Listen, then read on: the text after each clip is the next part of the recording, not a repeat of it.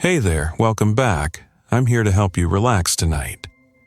Before we slip into the shadows, like and subscribe to uncover more stories like this. Let me know in the comments where are you listening from and what time is it there. It really brings our community together. Now, dim the lights for that cozy vibe and stick around till the end. Let's dive into the unknown. I pulled into the gravel parking lot of the Cape Redmond weather station at 6:45 a.m., 15 minutes before my shift started. The station sat on a concrete platform jutting out over the Pacific, close enough to the water that I could hear the waves breaking against the support pillars even with my windows up. A faded blue Honda was already parked in one of the 3 designated spots. The new guy. Management had called me 3 days ago to let me know I'd be training someone. Theodore Bennett, fresh out of college with a degree in atmospheric science and absolutely no field experience. The job posting had been up for 2 months before anyone applied, which should have told him something. Not many people wanted to spend 12-hour shifts in a cramped station logging data from buoys scattered across 200 miles of coastline. I needed this job. After getting laid off from the shipping company in Portland, I'd burned through my savings in 4 months. The Cape Redmond station paid nearly triple what similar positions offered, and the work was straightforward enough. Show up, monitor the sensors, log the readings, go home. Simple. There was a reason for the exceptional pay, but that wasn't something they put in the job description. The station door opened as I got out of my truck, and a young man stepped onto the metal walkway. He looked about 23, with sandy hair that the coastal wind immediately messed up. He wore a new rain jacket with the price tag still attached to the zipper. "Rachel Hayes?" he called over the wind. "That's me." I grabbed my lunch bag and walked across the lot. "You must be Theodore." "Just Theo, please." He extended his hand with an eager smile. "Thanks for training me. I really appreciate the opportunity." I shook his hand briefly before heading inside. The station's main room was exactly as I'd left it yesterday, 12 feet by 20, lined with equipment racks, monitors displaying real-time data from 47 offshore buoys, and a desk with 3 chairs that had seen better days. The coffee maker in the corner was already brewing, filling the space with a smell that almost covered the constant salt and rust scent of the ocean. "Coffee's fresh," Theo said, following me in. "I got here early to familiarize myself with the layout. Hope that's okay." "Fine." I set my bag on the desk and logged into the main terminal. "Let me check overnight data, then we'll go through your orientation." The screen filled with numbers. Wave heights, wind speeds, water temperatures, barometric pressure. 47 buoys, each transmitting readings every 30 seconds. My job was to verify the data, flag anomalies, and maintain the logs. 12 hours a day, 4 days a week, for pay that had seemed too good to be true. It was. So, before we get into the technical stuff, there are some station-specific protocols you need to understand, I said, pulling out the laminated rule sheet from the top desk drawer. These aren't suggestions, they're mandatory procedures that could save your life. Theo leaned forward, his expression shifting from eager to confused as he read the sheet I'd placed on the desk. Cape Redmond Weather Station. Operating Protocols. 1. All sensor readings must be time-stamped to the exact second. No rounding, no approximations. 2. If an alarm triggers for an unregistered wave, silence it immediately. Do not investigate the source. 3. Never answer radio calls received between 2:17 a.m. and 4:44 a.m. 4. If you hear voices in the static, log the timestamp but do not acknowledge what they say. 5. When buoy 47 goes offline, lock the exterior door and wait exactly 11 minutes before attempting reconnection. 6. Report water on the floor immediately, regardless of weather conditions. This is pretty specific, Theo said slowly. What's an unregistered wave? a wave reading that doesn't match any of our 47 buoys. I pointed to the monitoring screen. Sometimes the system picks up interference. Could be shipping traffic, could be seismic activity, doesn't matter. If the alarm sounds for something that can't be traced to a buoy, you silence it and move on. But shouldn't we investigate interference? That could indicate equipment malfunction or... No. I cut him off. You silence it and document the timestamp. That's the protocol. Theo frowned, clearly wanting to ask more questions, but something in my tone stopped him. Good. Some people needed to learn when to listen. Let me show you the logging system, I said, pulling up the data entry interface. Every reading gets recorded with a timestamp accurate to the second. The system auto-populates most fields, but you need to verify each entry manually. For the next 2 hours, I walked Theo through the monitoring process. He was quick, I'd give him that. Picked up the technical aspects faster than I had during my own training 6 months ago. He asked smart questions about calibration procedures and error margins, showing the kind of academic understanding that looked good on paper but didn't always translate to fieldwork. At 10:30 a.m., one of the buoy readings spiked. Buoy 32 showing a wave height of 18 feet, Theo said, watching his monitor. That's significantly higher than surrounding readings. Should I flag it? I checked my screen. Buoy 32 sat 12 miles offshore, part of a cluster monitoring deep water swells. The surrounding buoys showed consistent readings around 8 to 10 feet, typical for this time of year.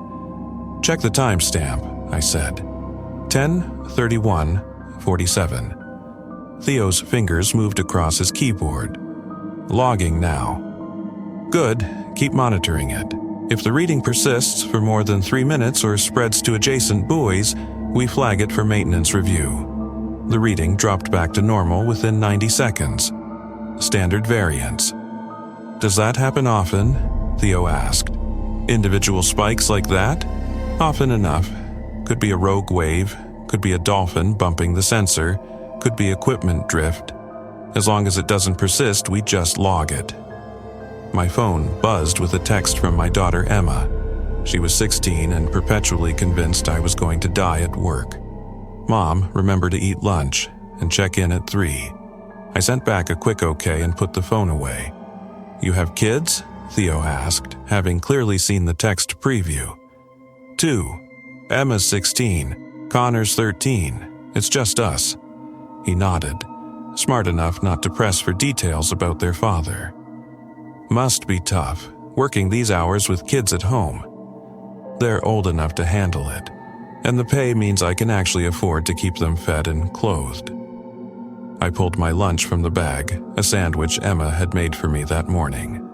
Speaking of which, take your lunch break now, 12 to 1, I'll handle monitoring. Theo hesitated. Are you sure? I can wait until. Take your break, you'll need to get used to the rhythm. He left, and I was alone with the screens and the constant background hum of equipment. 47 points of data, updating every 30 seconds, an endless stream of numbers that I'd learned to read like a language.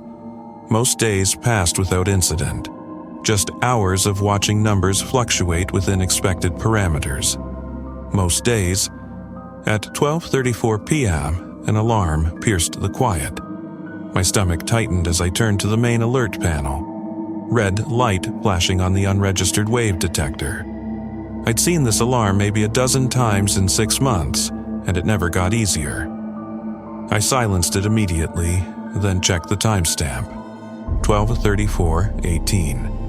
The detection screen showed a wave reading of 43 feet, impossibly large for current conditions, but no buoy number, no location coordinates, just a phantom reading that shouldn't exist. Protocol, set to log it and move on. Don't investigate. Don't try to trace the source. I logged the timestamp in the anomaly report and forced myself to look away from the screen. The phantom reading faded after 17 seconds, as they always did, gone like it had never existed. My hands were shaking slightly as I wrote the entry in the physical logbook we kept as backup. Some things needed to be recorded on paper, in ink with a human hand. The digital systems were reliable, but there were rules about documentation that went beyond technology. Theo returned at 1:00 p.m., looking refreshed and carrying a coffee from the small shop in town. "Anything happen while I was gone?" he asked, settling back into his chair. "Unregistered wave alarm at 12:34:18, logged and cleared." His expression shifted, curiosity replacing casual interest. "Really? Can I see the data?" "No." I didn't look up from my screen. "It's already been documented. We move on." "But I should learn how to handle..." "You silence the alarm and log the timestamp. That's how you handle it. There's nothing else to learn." Silence stretched between us. I could feel his frustration, the same frustration I'd felt 6 months ago when my trainer, Marcus, had given me the same non-answers. But Marcus had known what I was learning now. Some questions were better left unasked. The afternoon passed quietly. I showed Theo how to run the hourly calibration checks and how to submit the daily summary report. He was competent, methodical, exactly the kind of person who would normally excel at this job. But he asked too many questions. "Why do we lock the door when Boy 47 goes offline?" he asked around 4:00 p.m. "Protocol." "Yes, but what's the reasoning behind..." "It's protocol, Theo. You'll learn that some procedures exist for reasons we don't discuss. You follow them anyway." He fell silent, but I could see the wheels turning in his head. He was like me 6 months ago, trying to apply logic and scientific method to a situation that didn't respond to either. At 6:45 p.m., the day shift supervisor, Patrick Ross, arrived for the evening transition. He was in his 50s, weathered and quiet, with the kind of face that suggested he'd seen things he chose not to talk about. "Evening, Rachel. This the new one?" He nodded toward Theo. "Theodore Bennett. Goes by Theo." Patrick shook his hand with the brief efficiency of someone who didn't waste energy on pleasantries. "You get him through the protocols?" "He knows the rules," I said. "Whether he follows them remains to be seen." Patrick's eyes fixed on Theo with an intensity that made the younger man shift uncomfortably. "The rules aren't suggestions, kid. You break them, you don't get a second chance. Understood?" "Understood," Theo said, though doubt flickered across his face. I gathered my things, ready to head home to Emma and Connor. "See you tomorrow, 7 a.m. sharp." As I drove away, I watched the station in my rearview mirror, the small building perched over dark water. From this distance, it looked almost peaceful. Just another weather monitoring post doing routine work. If only that were true. 3 weeks passed. Theo proved himself capable with the technical aspects of the job. He was precise with timestamps, thorough with documentation, and handled the routine monitoring with the kind of steady attention that made him a good fit. But he still questioned things. Small things at first. "Why does the timestamp need to be exact to the second?" he'd asked during week 2. "A minute margin of error wouldn't affect the data significance." "Precision matters," I'd answered, which was true, but not the whole truth. "What happened to the previous person who had this job?" he'd asked during week 3. "Marcus?" He rotated to a different station. Another truth that wasn't quite complete. Marcus had rotated after what he'd called his final warning. He hadn't explained what that meant, just packed his belongings one morning and told me I was ready to work alone. Tonight was different. A storm system had moved in around 5 p.m., bringing heavy rain and wind gusts up to 40 knots. The station shook slightly with each powerful gust, the metal structure groaning against the elements. Theo sat at his monitoring station, watching the wave heights climb across our buoy network. Buoy 7 showing 22 feet, he reported. Buoy 9 at 24, conditions deteriorating rapidly. I verified the readings on my screen. Normal for a storm system. Log everything, keep monitoring. The rain hammered against the station's metal roof, a constant drumming that made conversation difficult. I'd been through dozens of storms in 6 months, and the routine was always the same. Monitor, log, wait for conditions to improve. At 8:47 p.m., the unregistered wave alarm sounded. Theo jumped, startled by the sudden noise. I was already moving, hand reaching for the silence button. "Wait," Theo said, turning to his screen. "Let me see what triggered it." "No." I silenced the alarm, the red light dying. "Log the timestamp." "Rachel, that's the third unregistered alarm this week. There's clearly something wrong with the detection system. We should at least check." 8:47:33, I said firmly, writing in the physical log. "That's all we do." Theo's jaw tightened with frustration. "This doesn't make sense. We're scientists. We don't just ignore anomalies. We follow protocol. Why?" His voice rose, matching the storm's intensity. "What are we not supposed to see? What happens if we investigate?" I looked at him directly, seeing my own past frustration reflected in his face. "You want to know what happens? Fine. 2 years ago, a technician named David Murphy decided to investigate an unregistered reading. He tried to trace the source, pulled up historical data, cross-referenced patterns. He worked a night shift alone when the alarm sounded again. When day shift arrived, they found him sitting at his desk with his eyes open, completely unresponsive. He was breathing. Pulse was normal, but it was like no one was home anymore. Theo's expression shifted from frustration to unease. "What do you mean no one was home?" "I mean, he sat there for 4 hours before paramedics took him away. He never spoke, never moved, just stared at the screen. They ruled it a psychotic break brought on by stress and isolation. He's in a care facility now. That's," Theo struggled for words, "that's just coincidence.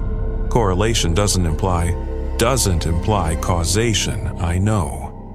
That's what I told myself too." I returned to my monitoring screen, right up until I started understanding why the rules exist. The storm intensified. Wind screamed around the station, and waves visible through our small window crashed against the support pillars with enough force to send vibrations through the floor. At 9:15 p.m., Buoy 47 went offline. The screen simply went dark, all data from that buoy ceasing in an instant. Theo looked at me, waiting for instructions. "Lock the door," I said, already moving from my chair. "The exterior door?" "Now, Theo." He moved to the door leading out to the observation deck, a small platform where we occasionally checked equipment during day shifts. His hand was on the lock when something hit the door from outside. Not wind, too deliberate. 3 heavy thuds, like someone pounding with their fist. Theo froze, hand on the lock mechanism. "Lock it," I repeated, my voice steady despite my racing heart. "Lock it now and step away." He turned the lock and the pounding stopped. Silence, broken only by the storm's continuous roar. 11 minutes, I said, checking my watch. We wait 11 minutes before attempting to reconnect Buoy 47. There's someone outside. Theo's face had gone pale. We should help them. There's no one outside. We're 3 miles from town, on a platform 50 feet above the water. No one could reach this door in these conditions. But I know what you heard. Now we wait. Those 11 minutes stretched like hours. Theo kept glancing at the door, expecting another knock. I focused on monitoring the remaining 46 buoys, logging readings, maintaining the routine that had kept me sane for 6 months. At exactly 9:26 p.m., 11 minutes after buoy 47 went offline, I pressed the reconnect sequence. The screen flickered, and data from buoy 47 resumed as if nothing had happened. "What just happened?" Theo whispered. Buoy 47 had a temporary connection loss. We followed protocol and waited for system reset, that's all. "Rachel, that's not all. That pounding on the door was wind and debris. Storm conditions create all kinds of sounds." He stared at me, and I could see him trying to decide whether to believe me or his own perception. It was the same choice I'd faced during my training: accept the simple explanation or acknowledge that something was fundamentally wrong with this place. The storm continued for another 3 hours. We monitored in silence, each lost in our own thoughts. When midnight approached, I reminded Theo about Protocol 3. From 2:17 to 4:44 a.m., we don't answer radio calls, no matter who it sounds like, no matter what they say. Why those specific times? Just follow the rule. But we didn't make it to 2:17 a.m. At 1:43 a.m., the radio crackled to life. Static at first, then a voice. Male, urgent, broken by interference. "Cape, Redmond, this is fishing vessel, Michelle, taking on, need immediate." Theo reached for the radio handset. I grabbed his wrist. "Don't. Someone's in trouble. We have to respond." The voice continued, growing clearer despite the static that shouldn't exist on this frequency. "Position approximately, miles northwest, hull breach, crew of 4, please respond. Rachel, they're going to die." Theo tried to pull free from my grip. "Look at the timestamp." He glanced at the clock. 1:43:52 a.m. "The protocol says 2:17 to 4:44, he said. "This is before that window." "Look at the buoy data." I pointed to my screen with my free hand. "There are no vessels within 50 miles of this station. Commercial traffic is suspended because of storm conditions. That radio call can't be real." The voice grew more desperate. "Sinking, fast, children on board, please, anyone." Theo's hand trembled under my grip. "Children. They're saying there are children. There are no children. There's no boat. Listen to what I'm telling you." The voice changed. Still male, still urgent, but now with an undercurrent of something else, something wrong. "Rachel, Hayes, 2 children. Emma and Connor, what would you do if they were sinking?" My blood went cold. Theo stared at the radio, then at me. "How does it know your name?" he whispered. The voice continued, no longer bothering with the pretense of a distress call. "Emma, 16, worried about her mother. Connor, 13, home alone tonight, wondering if you'll come back." I released Theo's wrist and stepped away from the radio. My hands were shaking, but I kept my voice level. "That's why we don't answer." The voice spoke for another 3 minutes, reciting details about my children that it shouldn't know. Details I'd never shared with anyone at work. Emma's fear of deep water. Connor's nightmares after his father left. The way Emma made my lunches every morning because she worried I wouldn't eat.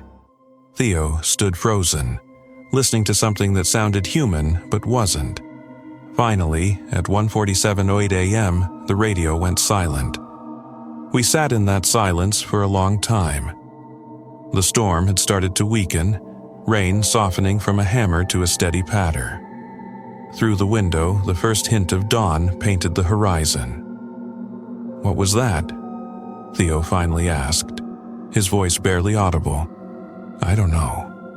But you've heard it before." "Twice. Once during training, once about 3 months ago. It always knows things it shouldn't. Always tries to sound like someone who needs help." "And if we'd answered?" "I don't know," I repeated. "And I don't want to find out." Theo sat back in his chair, his earlier confidence completely gone. This job isn't about weather monitoring, is it? It's exactly about weather monitoring. That's what we do, 12 hours a day, 4 days a week. The protocols exist to keep us safe while we do it. Safe from what? I thought about David Murphy, sitting catatonic at his desk. About Marcus, who'd rotated out rather than explain what his final warning had been. About the sensation I sometimes got late at night, that we were being watched by something just beyond the reach of our sensors and screens. I don't know, I said for the third time, but as long as we follow the rules, we'll be okay. 4 weeks later. Theo had settled into an uneasy routine. He followed the protocols without question now, though I could see the fear behind his compliance. Good. Fear kept you alert. Fear kept you alive. We worked mostly in silence, punctuated only by the necessary communications about readings and data. He'd stopped asking why, started accepting that some things at Cape Redmond Weather Station didn't make sense in conventional terms. It was a Tuesday morning, 9:37 a.m., when I noticed the water. Small puddles on the floor near the eastern equipment rack. Not much, maybe a few tablespoons worth, but enough to violate Protocol 6. "Theo," I said, standing up. "There's water on the floor." He turned, saw the puddles, and immediately checked the window seals. No visible leaks, could be condensation from the temperature differential. Doesn't matter what caused it. Protocol says we report it immediately. I pulled out my phone and called Patrick Ross. He answered on the second ring. "What's wrong?" "Water on the floor, eastern side, near equipment rack 3. Silence on the line." Then, "How much?" "Maybe half a cup, spread across 3 puddles." "I'm coming in, don't touch it, don't step in it. Move all equipment away from that area if you can do it safely." He hung up. Theo stared at the puddles. "It's just water." Then why does Patrick sound worried? I started disconnecting cables from the equipment closest to the puddles, carefully rooting them away from the wet areas. This is insane. We're acting like that water is toxic or something. Maybe it is. It's water, Rachel. From condensation or a minor leak, this is basic building maintenance, not a crisis. I didn't answer, just continued clearing the area. Theo stood frozen, watching me with growing frustration. "I can't do this," he finally said. "I can't keep following rules that make no sense, pretending everything is normal when it clearly isn't. Either tell me what's really happening here or I'm quitting." I stopped working and looked at him directly. "You want the truth? Fine. I don't know what's happening here. I don't know what causes the unregistered waves. I don't know what knocks on the door. I don't know what speaks on the radio. All I know is that people who break the protocols end up hurt or worse. That's not good enough. It's all I have." Patrick arrived 20 minutes later, moving fast despite his age. He assessed the puddles without getting close, then examined the ceiling and walls with a flashlight. "No obvious source," he said finally. "But that doesn't mean much." He pulled out his phone and made a call. "This is Ross at Cape Redmond. We have a Protocol 6 situation." "Yes, understood. I'll secure the area." He hung up and turned to us. "Both of you, take the rest of the day off. Maintenance crew will be here in an hour." "For water puddles?" Theo asked incredulously. Patrick's expression was granite hard. "For whatever caused them. Go home. Come back tomorrow at your regular time. Don't discuss this with anyone." We left. I drove home in silence, my mind racing through possibilities I didn't want to consider. Emma was at school, Connor at a friend's house. I had the apartment to myself, which should have been peaceful but felt empty instead. I tried to rest, to sleep, to do anything normal. But I kept thinking about those puddles, about Protocol 6, about why little water on the floor required a special maintenance crew and an evacuation. At 3:00 p.m., Patrick called. "Don't come in tomorrow," he said without preamble. "Station's closed for 48 hours. You're still being paid." What did they find? Nothing you need to worry about. Just follow the time-off protocols. Stay away from the station. Don't try to access monitoring systems remotely. Patrick, those are orders, Rachel, for your own safety. He hung up. I spent 2 days trying not to think about the station. Spent time with Emma and Connor, helped with homework, cooked meals, did all the normal parent things that felt surreal against the backdrop of what I wasn't being told. Emma noticed. She always did. "Something's wrong," she said Thursday evening while we were washing dishes. "You're acting weird." "Work stuff," I said, which was both true and inadequate. "Is it dangerous? Your job?" I thought about David Murphy, about the voice on the radio that knew my children's names, about the water that required a 48-hour closure. "Sometimes," I admitted, "but I'm careful." "Dad left because he said you took too many risks." Emma's voice was quiet, matter of fact. Don't prove him right. The next morning, I returned to the station. Patrick was waiting in the parking lot, his expression grim. "Maintenance cleared the area," he said. "Everything's functional again, but I need to update you on new protocols." "What kind of updates?" "Any water on the floor now requires immediate evacuation and a full decontamination process before you can return to monitoring. No exceptions. If you see water, you call me, you leave, you don't come back until you're cleared." "What was in those puddles, Patrick?" He met my eyes, and I saw something in his expression that looked like sympathy. "Nothing that can be measured or tested. But the last technician who stepped in similar water? She developed full-body paralysis within 6 hours. Doctors couldn't explain it, couldn't treat it. It just slowly spread until she couldn't breathe on her own anymore." My stomach dropped. "Is she on life support? Has been for 8 months." He started toward the station entrance, then paused. "You're good at this job, Rachel, better than most. But you need to understand something. The rules aren't about weather monitoring or equipment protection. They're about keeping you human and functional. Everything else is secondary." 8 weeks in, Theo had become quiet, efficient, present, but not really there. I recognized the distance in his eyes, the same distance I'd started seeing in my own reflection. We'd had 3 more unregistered wave alarms, 2 instances of Buoy 47 going offline, 1 radio call during the prohibited hours that had used Theo's mother's voice. He'd white-knuckled through it without reaching for the handset, but I'd seen how badly his hands shook afterward. The job was breaking him. Slowly, methodically, the same way it broke everyone eventually. It was a Wednesday night, 11:22 p.m., when Theo broke protocol. An unregistered wave alarm sounded. I was in the small bathroom at the back of the station, so Theo was alone at the monitoring desk. By the time I came out, he was bent over his keyboard, typing frantically. "What are you doing?" I demanded.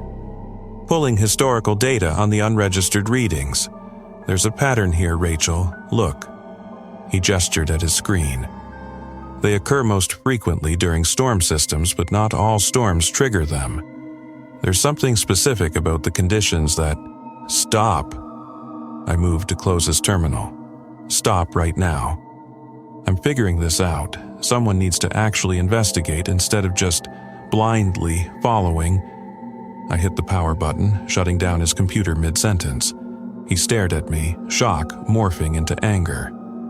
"What is wrong with you?" I was seconds away from identifying the source pattern. "You were seconds away from ending up like David Murphy. That's just superstition.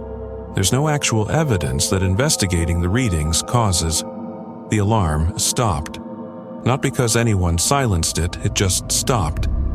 The station's main lights went out. leaving us with only emergency lighting that cast everything in red-tinged shadow. All monitoring screens went black. The constant hum of equipment died, leaving only the sound of our breathing and the ocean far below. "What happened?" Theo whispered. I was already moving toward the door, toward the lock that needed to be secured if anything went wrong. But before I reached it, condensation began forming on every surface. Windows, equipment, walls, our faces. Temperature dropping fast enough to see our breath. "Get away from the computers," I said quietly. "Come stand by me." Theo stood frozen at his dead terminal. This is equipment failure. Probably related to my data pool, which means if I can just restart the system, "Theo, step away from the terminal now." He turned to look at me, and his face had gone white. "Rachel, there's water on my keyboard." I looked. Dark liquid was seeping up through the keys, pooling on the surface without dripping off the sides. Not condensation, something thicker, more viscous. "Don't touch it. Walk toward me slowly." "It's spreading." Panic entered his voice as the liquid began flowing across the desk. "It's coming toward me. Walk to me, now." He stumbled backward, and his foot landed in a puddle that hadn't been there seconds before. He looked down, then at me, his eyes wide with terror. I'm standing in it. The puddle spread, flowing across the floor in defiance of gravity, moving upward against surfaces like it was seeking something, seeking him. I pulled my phone out, hands shaking, and called Patrick. No signal. Emergency channel, dead. We were completely isolated. "Theo, take your boot off, right now. Don't let that water touch your skin." He bent down, fumbling with his laces, but his fingers were already going numb. I can't feel my hands. The liquid was climbing his boot, moving up toward his ankle despite having no logical way to adhere to the rubber surface. I thought about the woman on life support, about protocols that existed for reasons we weren't told, about every rule I'd followed because I was afraid to become another cautionary tale. Then I thought about Emma and Connor, about Theo's mother's voice on the radio, about how this job took everything and gave back nothing but fear. I broke rule number 2. I investigated. Moving to my terminal, which was still dark, I powered on the emergency backup system. It took 30 seconds to boot up. 30 seconds where I could hear Theo making small sounds of pain as feeling left his extremities. The screen flickered to life. I pulled up the historical data Theo had been accessing, the patterns he'd been trying to trace. And I saw it.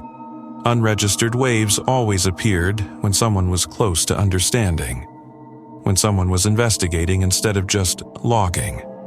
They weren't equipment malfunctions or interference. They were responses, reactions to being observed. The monitoring system wasn't measuring waves at all. It was measuring something else. Something that lived in the deep ocean, something old and aware, something that had learned to pulse and move in ways that mimicked wave patterns. And when we tried to understand it, it noticed us. I grabbed the physical logbook, the one we maintained with handwritten entries, flipped back through months of records, looking for a pattern Marcus had never explained. Found it on pages that had been marked with tiny symbols in the margins, coordinates, not for buoy locations, but for something else. Containment zones. The buoys weren't measuring weather. They were monitoring containment failures. And the rules existed to keep us from drawing attention, from making whatever was being contained aware that we were watching it. Rachel. Theo's voice was fading. Help. I looked at the screen, at the data showing 47 points of containment distributed across 200 miles of coastline, at the gaps between them where things could slip through if the monitoring failed. Then I looked at Protocol 7, written in Marcus's handwriting on the last page of physical log. A protocol that had never been laminated, never been officially documented. If containment breach is imminent, sacrifice is necessary. The one who investigates must be the one who resets. I understood. Finally, terribly, I understood. The liquid was at Theo's ankle now, seeping under his pants. His legs were collapsing, paralysis spreading faster than he could comprehend. I had two choices. Let him fall. Let the paralysis take him. Let him become another David Murphy or another woman on life support. Or I could finish what he'd started. Complete the investigation. Draw the attention fully to myself. Emma's face flashed in my mind, her fear of deep water.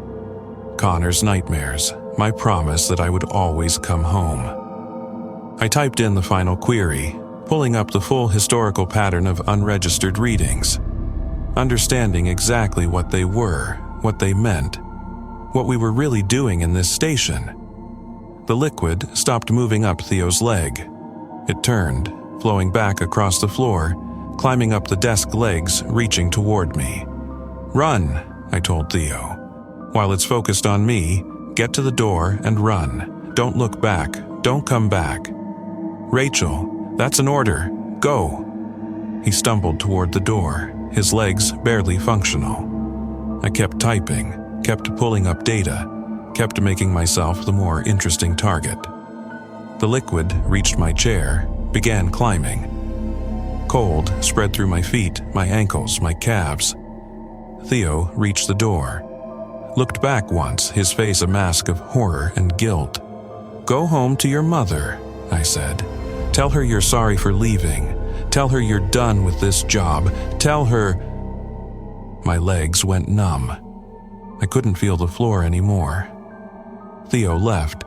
I heard the door slam, heard his car start in the parking lot, heard him drive away. The liquid reached my waist.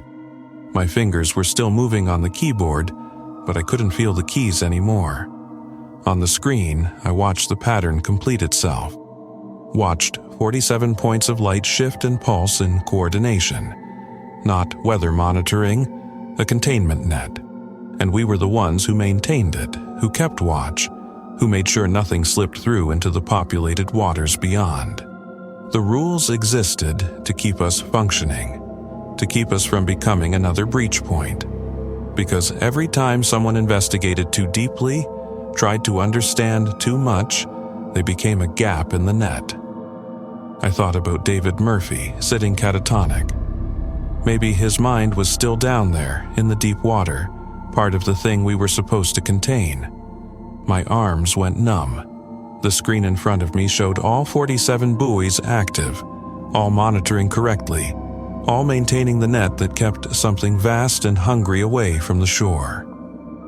The last thing I saw before my vision faded was a new alert. Unregistered wave detected. No location, no buoy number, no source. Just a reading of infinite depth, impossible height, coming from directly beneath the station. Patrick Ross found me 6 hours later, when the day shift arrived and I hadn't checked in. I was at my desk, eyes open, breathing normally. Heart rate normal. All physical functions intact. But when he called my name, I didn't respond. When he touched my shoulder, I didn't react. I just sat there, staring at the screen, at the pattern I'd finally understood. They took me to the hospital, ran tests, found nothing wrong. The paralysis I'd experienced had faded, leaving no physical damage. But I didn't speak, didn't move voluntarily, didn't respond to any stimulus. Emma and Connor came. I saw them, but couldn't reach them. Heard Emma crying, asking me to come back. Connor holding her, trying to be strong. I wanted to tell them I was sorry, that I'd broken protocol to save someone else, that sometimes the risk was worth taking, even if your children needed you to be careful. But I couldn't speak, couldn't move, could only think, trapped inside a body that no longer responded to my commands. They kept me in the hospital for 3 weeks before transferring me to a long-term care facility. Emma and Connor visit every weekend. They're with my mother now, who flew in from Sacramento to take care of them. They tell me about school, about friends, about their lives continuing without me. Emma doesn't make lunches anymore. No one needs them.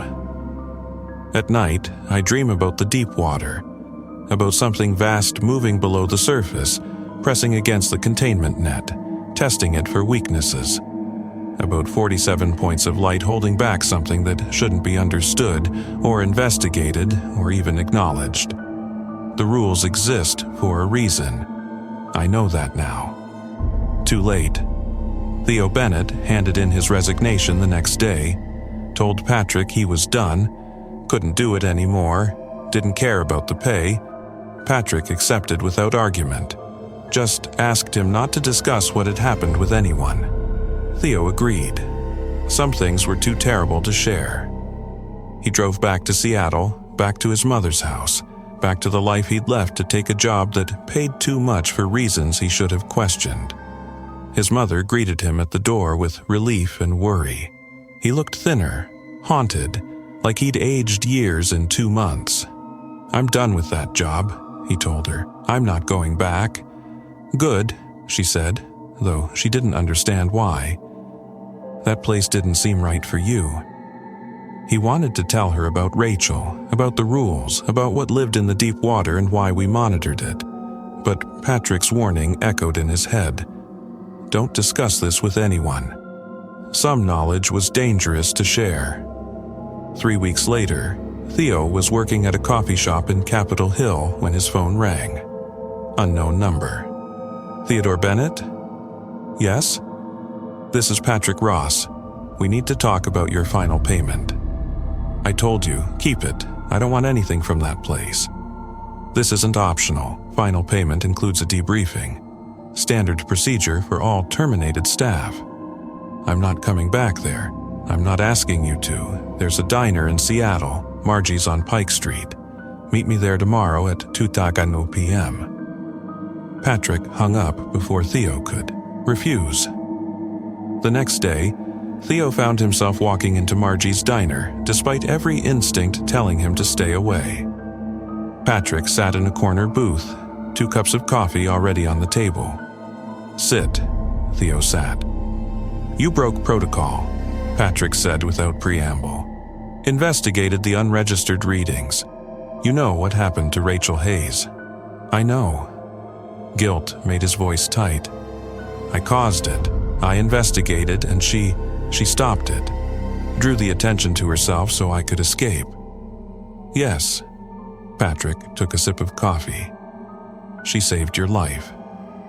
"Why did you let me take that job if the rules were so dangerous?"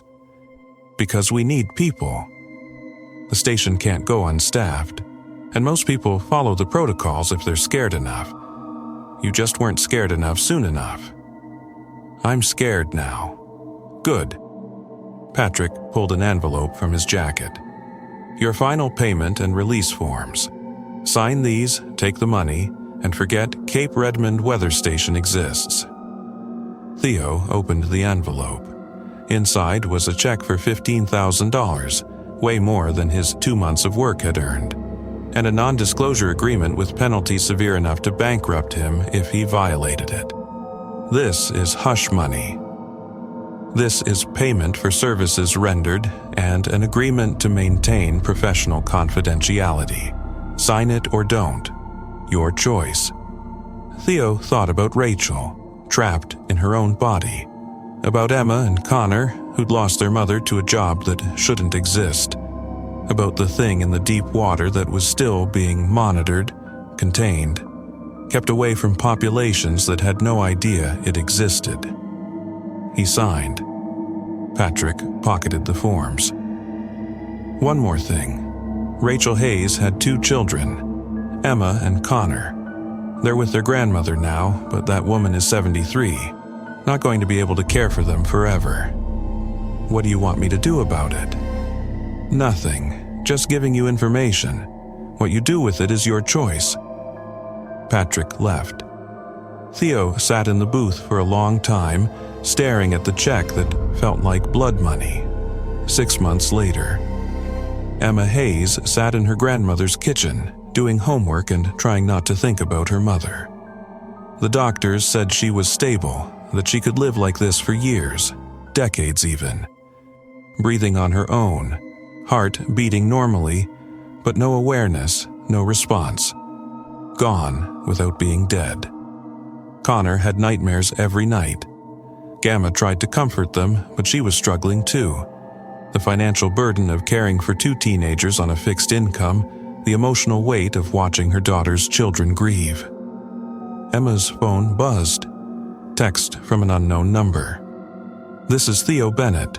I worked with your mother. I'd like to talk if you're willing." She stared at the message. Her mother had never mentioned names from work. Just said the people she worked with were careful and professional. About what? About what really happened to her. And what I owe you both. Emma's finger hovered over the delete button.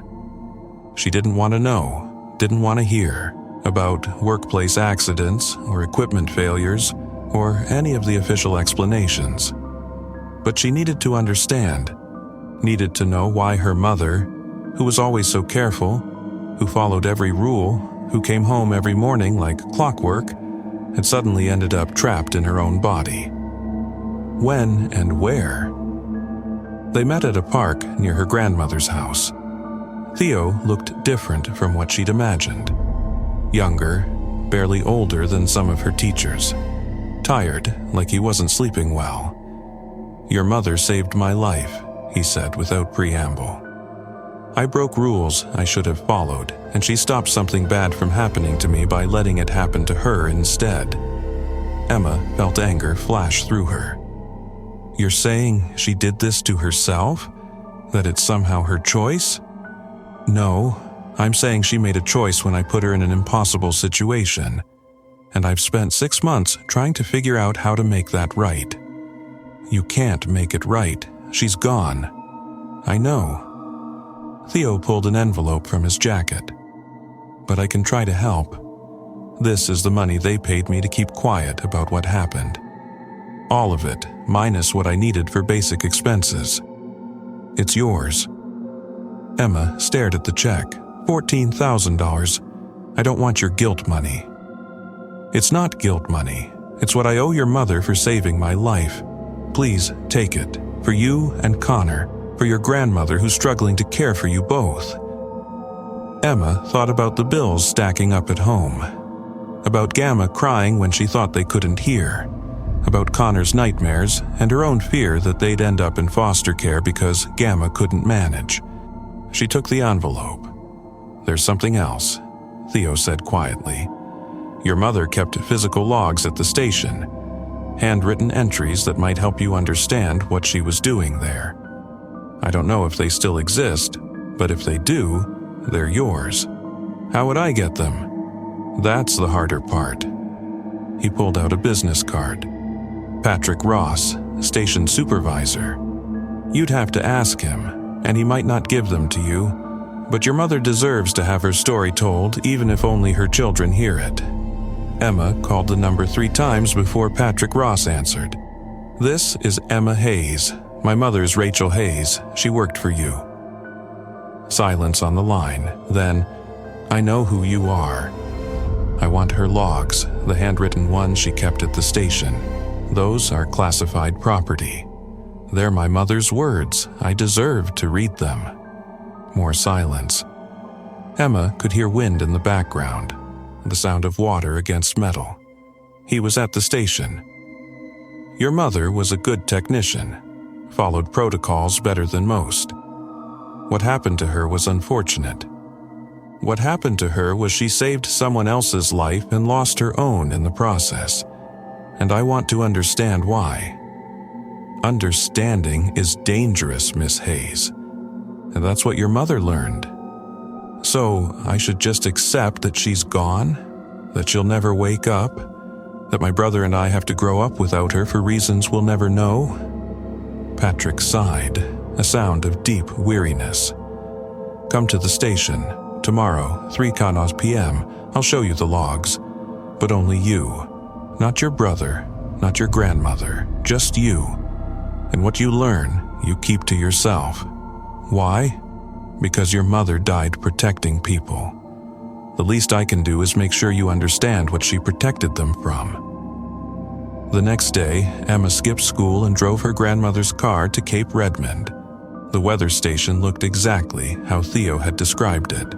Small, industrial, perched over dark water that stretched to the horizon. Patrick was waiting in the parking lot. He looked older than she'd expected, weathered by years of coastal winds and secrets he didn't want to carry. "You're 16, he said, not a question. "Old enough to drive here, old enough to read." He led her inside. The station was smaller than she'd imagined, cramped with equipment and monitors showing data she didn't understand. 47 points of light on screens, each one representing what? Your mother sat there. Patrick pointed to one of the desk chairs. 12 hours a day, 4 days a week, monitoring these buoys, logging readings, following protocols that kept her safe. Until they didn't. Until someone broke the protocols and she chose to fix it. He pulled a thick notebook from a locked drawer. This is her log. 18 months of entries. Every shift, every reading, every thought she had time to write down. Emma took the notebook with trembling hands. Her mother's handwriting covered every page, neat and precise even when the entries suggested fear or confusion. "The rules in this place," Emma said, reading a random entry. "They're not about safety. They're about containing something." "Yes. What?" Patrick looked at the monitors, at the 47 points of light holding back something Emma couldn't see. Something that's been in the deep ocean longer than humans have had language. Something that would consume every coastal population from here to Alaska if the containment net failed. Your mother was part of that net. And when a breach started, she made sure it sealed, even though it cost her everything. Emma felt tears on her face. She was protecting us. Me and Connor and everyone. She was doing her job, which happened to be protecting the entire Pacific Northwest from something it doesn't even know exists. Emma wiped her eyes and held the notebook close. "Thank you for showing me." "Don't thank me yet. Understanding comes with responsibility. Your mother knew things, understood things that most people never will. Now you do too, and that knowledge has a weight to it. I can handle it." Patrick looked at her with something like sympathy. "Your mother said the same thing." Emma read every entry in her mother's log, learned about the unregistered waves, the voices on the radio, the water that paralyzed, learned about protocols that made no sense until you understood what they were protecting against. She learned about Theo Bennett, the new guy who asked too many questions, about the investigation he'd started, about the final entry, written in shaky handwriting that didn't look like her mother's usual precision. Emergency protocol activated, containment breach imminent, drawing attention to primary station monitoring position. If anyone reads this, tell Emma and Connor I'm sorry. Tell them I love them. Tell them the rules exist for a reason. That was the last entry. Emma closed the notebook and made a decision. 3 weeks later, on a Monday morning, Emma Hayes walked into Cape Redmond Weather Station. She was 17 now, had her GED, had legal emancipation papers. Patrick Ross looked up from his monitoring station with surprise and resignation. "You can't be here. This is a restricted facility." "I applied for the open position. Technician trainee. I meet all the qualifications." "You're 17. Legal working age with proper documentation." She placed her application on his desk. "And I've completed all required certifications for data monitoring and safety protocols." Patrick stared at the application for a long moment. "Your mother wouldn't want this. My mother isn't here to tell me what she wants, but I know what she did. I know why she did it. and I know this station needs someone who understands the rules. Understanding the rules and following them are different things. Your mother understood perfectly. Look where it got her." Emma felt anger flash through her chest. My mother saved lives. She maintained containment when someone else nearly broke it. That's not a failure. That's exactly what this job requires. Patrick's expression softened slightly. "You're 17. You have your whole life ahead of you. Don't throw it away on this." "I'm not throwing it away. I'm choosing to finish what my mother started." Emma pulled out her grandmother's signed consent forms. "I'm legally able to work. I meet all the qualifications, and I've read every single entry in her log. I know what I'm getting into." "No, you don't." Patrick stood up, walking to the window that overlooked the dark water. Reading about it and experiencing it are completely different. The first time that radio uses someone you love against you, the first time you see water that shouldn't exist, the first time something knocks on that door, you'll understand the difference. Then train me. Teach me how to survive it the way my mother did for 6 months. Patrick turned back to face her. She didn't survive it, Emma. That's the point. She survived long enough to save someone else, and she kept this coastline safe for 18 months before that. If I can do even half of what she did, it's worth it. Silence stretched between them. Emma could hear the equipment humming, the endless data streaming across 47 monitoring points. Her mother had sat in this room for 18 months, watching those numbers, following those rules, protecting people who would never know her name. "You have Connor to think about," Patrick said quietly. "Your grandmother, they need you. Connor has nightmares every night because he doesn't understand why Mom is gone. Gamma is using her retirement savings to keep us fed. The money from this job would solve our financial problems, and maybe knowing what Mom was really doing here would help Connor sleep again." Patrick closed his eyes briefly, and Emma saw the weight of years of difficult decisions in his expression. "If I hire you, I'm sending another child into danger. I'm not a child. I haven't been since the hospital called to say my mother was catatonic." Emma kept her voice steady. "I'm someone who understands what's at stake. Someone who won't investigate when I should be logging. Someone who respects the protocols because I've seen what happens when you don't." "You can't guarantee that." "No, but neither could anyone else you hire. At least I have a reason to be careful. At least I know the cost." Patrick returned to his desk and sat down heavily. He looked at Emma's application again, at her mother's logbook sitting beside it, at the monitoring screen showing their endless vigil. "Training starts Monday," he finally said. 6 a.m. sharp. "You'll work with me for the first month, then we'll evaluate whether you're ready for standard shifts. The rules are non-negotiable. You break protocol even once, you're done. Understood?" "Understood." "And Emma?" Patrick's voice was softer now. "Your mother was one of the best technicians we've had. She took this job seriously, followed every protocol, and still ended up paying the ultimate price. If you do this, you need to accept that the same thing could happen to you." "I know." Emma thought about her mother's final log entry, about the choice she'd made to draw attention to herself so someone else could escape. But someone has to do this job. Someone has to maintain the containment. It might as well be someone who understands why it matters. Emma's first shift began on a Monday morning in early October. The coastal air was sharp with salt and autumn cold as she parked in the lot where her mother had parked for 18 months. Patrick was already inside, running through pre-shift diagnostics.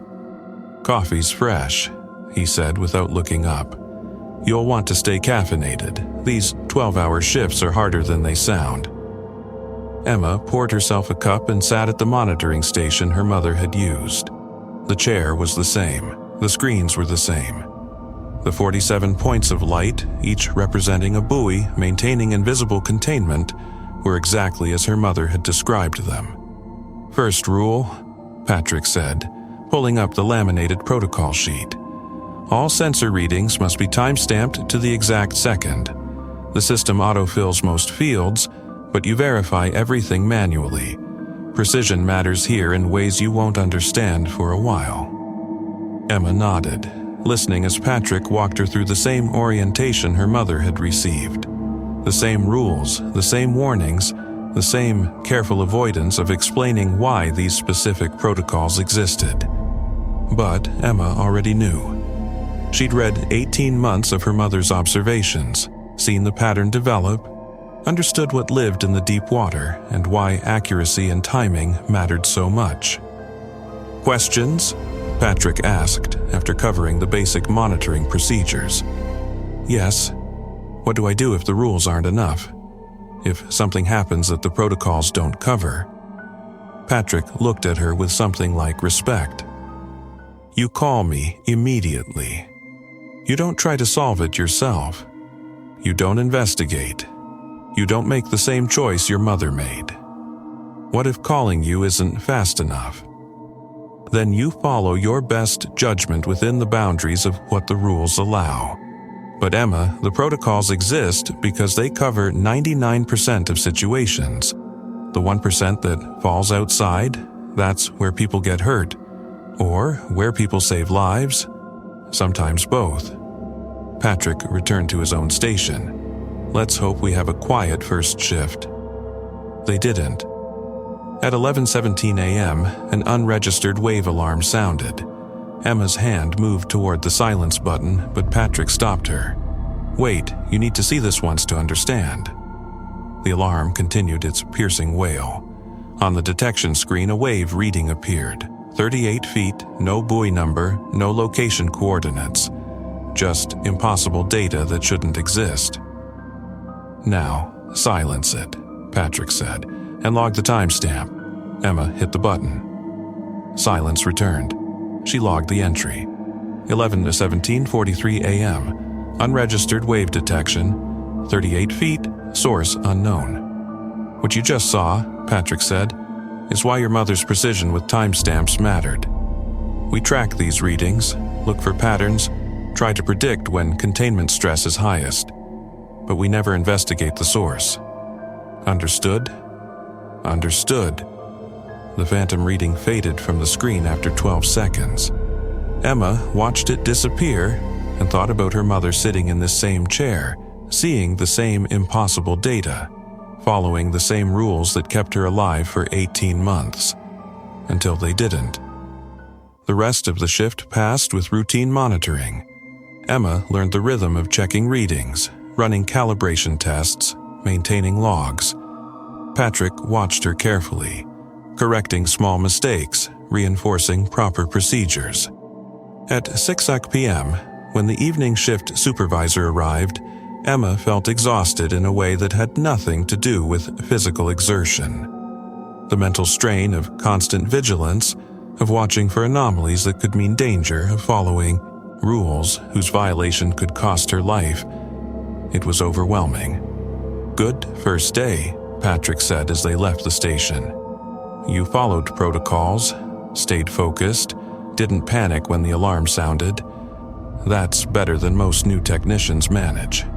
Thank you for giving me this chance. Don't thank me yet. We'll see how you handle night shifts, storm conditions, and the other protocols you haven't experienced." He paused by his truck. "Your mother lasted 18 months because she took this seriously. If you want to last longer, you'll need to be even more careful." Emma drove home thinking about those words.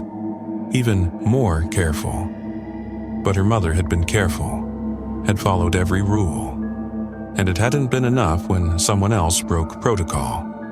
Connor was waiting when she got home, eager to hear about her first day. Gamma looked worried but trying to hide it.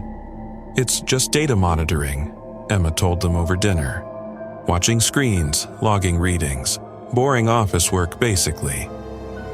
Connor didn't buy it. "Then why did Mom end up in the hospital?" Emma had prepared for this question. She had a medical emergency, something the doctors still don't fully understand. But I'm being careful. Patrick is training me properly. I'll be okay. That's what Mom would have said too, Connor replied quietly. He wasn't wrong. 3 months passed. Emma learned the protocols inside and out. Learned to silence unregistered wave alarms without hesitation. Learned to ignore the knocking on the door when buoy 47 went offline. Learned to recognize the subtle signs that preceded anomalies. She'd experienced 2 radio calls during the prohibited hours. One had used her mother's voice, which nearly broke her. The other had used Connor's voice, begging for help, describing an accident that Emma knew wasn't real because Connor was safely at home. Patrick had stood beside her during both incidents, ready to stop her if she reached for the handset. She hadn't.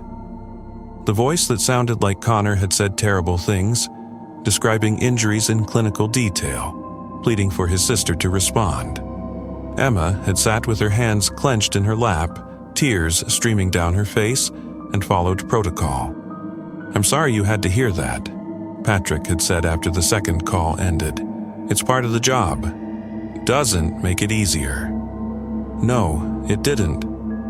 But Emma kept showing up, kept monitoring, kept following rules that protected a coastline full of people who would never know her name or her mother's sacrifice. In late January, Patrick called her into his office before a shift. "I'm rotating to a different station," he said without preamble. "Retirement age is coming up, and I've done my time here. You've been here 4 months now. You know the protocols. You've handled everything we've thrown at you without breaking."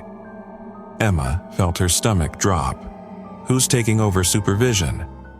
A guy named Marcus. You might remember that name from your mother's logs. He was her trainer, rotated out after his own close call. He's coming back. Marcus, the man who'd trained her mother, who'd given her the rules without full explanations, who'd left after a final warning he never explained. When does he start? Next week, and Emma? Patrick's expression was serious. Marcus is good at this job. Better than me in some ways, but he's also been through things that changed him. Follow his instructions. Don't question his judgment when it comes to protocols. I won't. One more thing. There's a new hire starting next month. You'll help with training. Someone needs to pass on what you've learned. The cycle continuing. New people arriving as others left. The endless rotation of technicians maintaining containment while the world beyond remained oblivious. "I'll be ready," Emma said. Marcus arrived on a gray February morning. He was in his 40s, quiet and watchful, with eyes that had seen things he chose not to discuss. He nodded to Emma when Patrick introduced them. "You're Rachel's daughter." "Yes. She was a good technician, followed protocols better than most. I'm sorry for what happened." "Thank you." They worked together in silence for the first few hours. Marcus had his own way of monitoring, slightly different from Patrick's methods, but equally precise. He checked and double-checked timestamps, maintained backup logs in addition to the digital records, kept constant awareness of all 47 buoy positions. At 2 p.m., buoy 47 went offline. Marcus moved immediately to lock the exterior door. "You know the protocol." Emma checked her watch. 11 minutes exactly. "Good." The knocking came 3 minutes in. Deliberate, rhythmic, completely wrong. Emma forced herself not to look at the door. "It's louder this time," she said quietly. "Seasonal variation. It's always worse in winter." Marcus sat calmly at his station, monitoring the remaining 46 buoys as if nothing was wrong. The knocking continued for the full 11 minutes. When Marcus finally pressed the reconnect sequence, buoy 47 came back online immediately, and the knocking stopped. "Why 11 minutes?" Emma asked. I've been here 4 months and I still don't understand that specific timing. Because that's how long it takes for the system to fully reset the containment field around that buoy's position. Marcus looked at her directly. Your mother knew that. She figured it out from pattern analysis in her logs. Patrick probably didn't tell you because he doesn't like explaining the technical side. But you deserve to know what you're really doing here. Emma felt something shift in her understanding. We're not just monitoring, we're actively maintaining the containment. Every time we log a reading, every time we run calibrations, every time we follow those protocols, we're reinforcing the net that keeps something vast and hungry away from populated waters. The rules exist because deviation from them weakens the containment. Your mother died strengthening it when it was about to fail. She died being brave. She died doing her job. Marcus's voice was matter of fact, which is what we all do here one way or another. Some of us just take longer to reach that point. Emma thought about that for the rest of the shift, about her mother's choice, about the job she'd taken on, knowing the risks, about the new hire who would arrive next month, young and uncertain, needing to learn rules they wouldn't fully understand. The cycle continuing. Forever, probably. As long as something lived in the deep water. As long as 47 points of light held the containment net in place. As long as people were willing to sit in a small station above dark water, following protocols that kept them alive. Most of the time. The new hire arrived on a Wednesday in March. His name was Daniel Foster. 22 years old, fresh out of college with a degree in marine biology, completely unprepared for what he was walking into. Emma watched him park his car, watched him walk toward the station with that same eager expression Theo Bennett must have worn, and felt the weight of responsibility settle on her shoulders. She was the experienced one now. The one who would teach protocols and hope they were followed. The one who would watch for signs that someone was investigating when they should be logging. Marcus handled the introduction. Daniel, this is Emma Hayes. She'll be training you for the next few weeks. Daniel shook her hand with enthusiasm. Nice to meet you. I'm really excited about this opportunity. The data collection work you're doing here is fascinating. It's important work, Emma corrected. And there are specific protocols you'll need to follow exactly. No variations, no improvisation. She pulled out the laminated rule sheet, the same one her mother had shown to Theo, the same one that had kept Emma alive for 4 months. First rule, she began. All sensor readings must be time-stamped to the exact second. As she walked Daniel through the protocols, Emma saw her mother's reflection in her own actions. The careful explanations, the emphasis on precision, the warnings that would seem paranoid until experience proved them necessary. Daniel asked good questions. He was smart, attentive, eager to learn. But Emma saw something else too. Skepticism. The same doubt Theo had shown. The same certainty that rules this specific must have logical scientific explanations.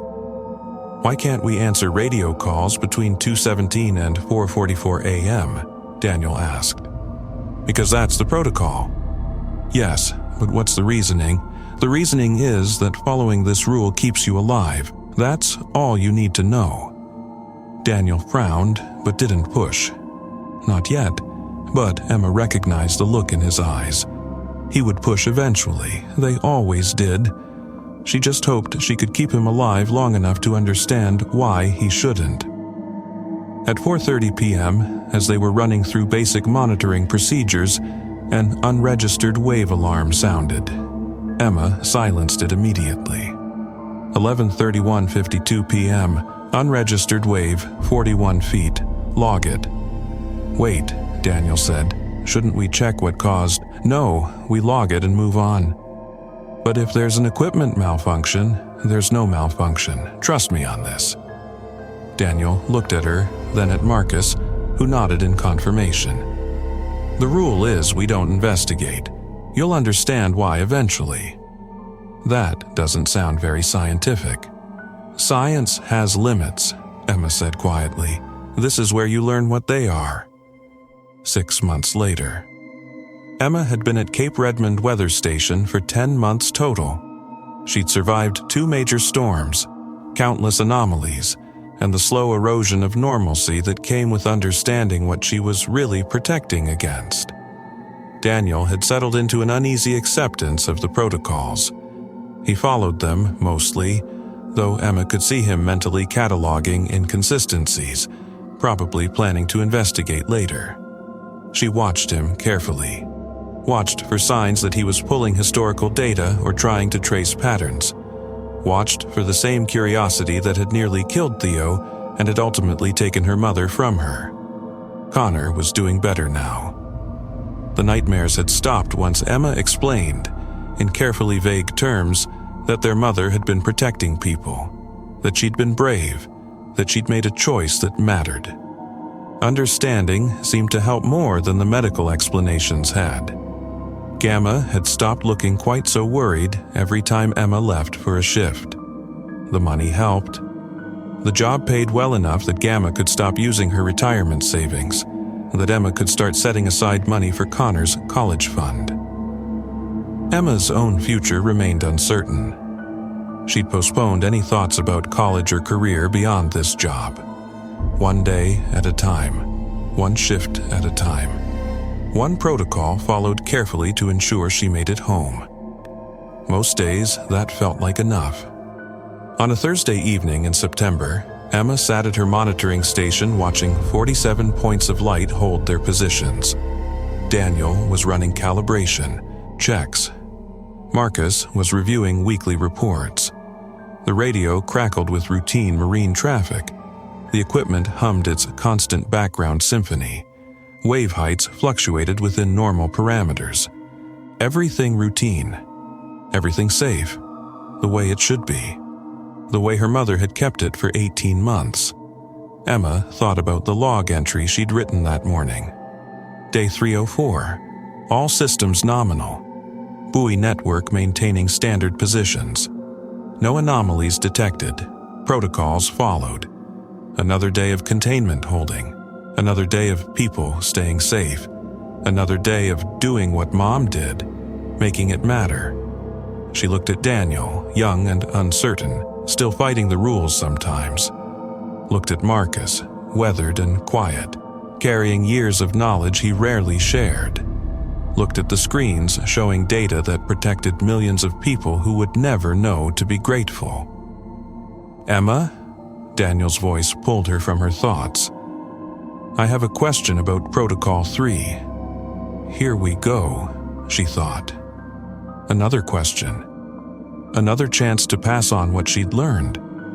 Another opportunity to keep someone alive. What's your question? She asked, settling into the role of trainer, protector, survivor. The way her mother had been. The way Emma chose to be now. Why those specific times for the radio blackout? Emma looked at him directly, seeing her past self in his confused expression.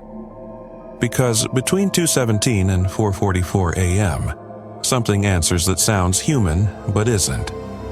And if you respond to it, if you let it engage you in conversation, you give it power over you. The times are specific because whatever calls only has access during that window. Follow the protocol and you're safe. Break it and you're not. Daniel stared at her. That's not a scientific explanation. No, Emma agreed, but it's a true one. You can choose to believe me, or you can wait until you experience it yourself. Just know that when it uses someone you love to try to trick you into responding, you'll wish you'd trusted the protocol from the start. She turned back to her monitors, letting Daniel process that information. He would either accept it or he wouldn't. Emma had done her part. The rest was up to him.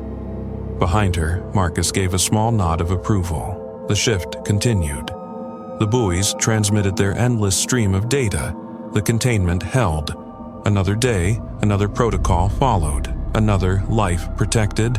The work her mother had started, the work Emma chose to continue. For as long as she could, for as long as 47 points of light kept something dark and vast away from the shore. For as long as the rules kept her alive to do it. And that's how it ended, or so we assume for now. If this tale kept you on edge, like and share it with a friend who dares to listen, then subscribe for more eerie nights like this one. Thanks for unwinding with me. Sleep tight if you can, and remember, follow the rules. Always.